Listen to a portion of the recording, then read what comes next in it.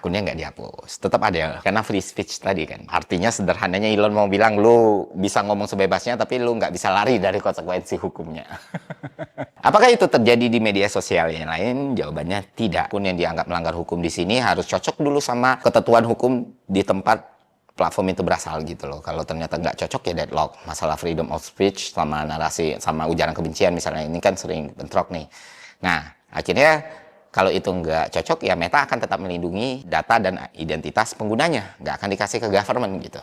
Tapi mungkin tindak lanjutnya adalah postingannya tetap aja informasinya dilindungi. Dan itu berkali-kali terjadi sesuai dengan apa yang kita teliti di paper ya. Instagram juga begitu, dan TikTok lebih sulit lagi untuk melakukan hal tersebut. Jadi mereka sudah benar-benar preventif untuk urusan ini. Dan kalaupun mereka ada dalam keadaan untuk memberikan informasi dan data seperti yang gue jelaskan tadi ya, itu udah di-ban duluan, udah dihapus duluan. Mereka mau ngasih ya kita nggak punya nih.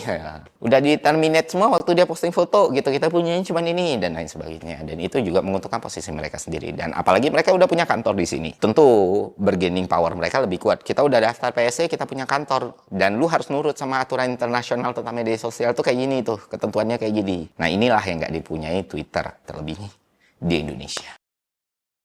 Ada studi kasus yang menarik gitu loh. Ada ujaran kebencian waktu itu kepada Pak Joko Widodo, terus mau dituntut, tapi ternyata sama Facebook itu ditolak karena tidak sesuai tuh MLA atau antara Indonesia, sosial media itu digunakan, dan Amerika tempat platform itu berasal. Ada undang-undang atau aturan yang bentrok antara pencemaran nama baik sama freedom of speech. Akhirnya Facebook mengambil keputusan untuk tidak memproses hal tersebut. Selanjutnya ada juga kasus di mana pemerintah Indonesia menuntut seseorang di Facebook.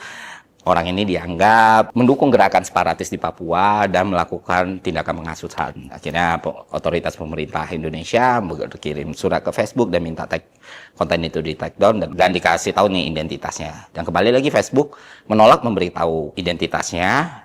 Tapi di sisi yang lain mereka mau nge-take down kontennya. Nah, sedangkan di Twitter yang baru-baru ini terjadi, orang ngirim di manifest. Dalam 2 hari, aparat keamanan kita bisa menangkap orang tersebut dan memenjarakan orang tersebut. Dan ini bukan yang pertama, ini terjadi berkali-kali. Ada akun namanya Opposite, berapa gitu angkanya ya. Kalian bisa cari di Google di mana orang itu bisa ditangkap dan akunnya diambil alih dalam waktu yang singkat. Oke, itu aja konten dari gue.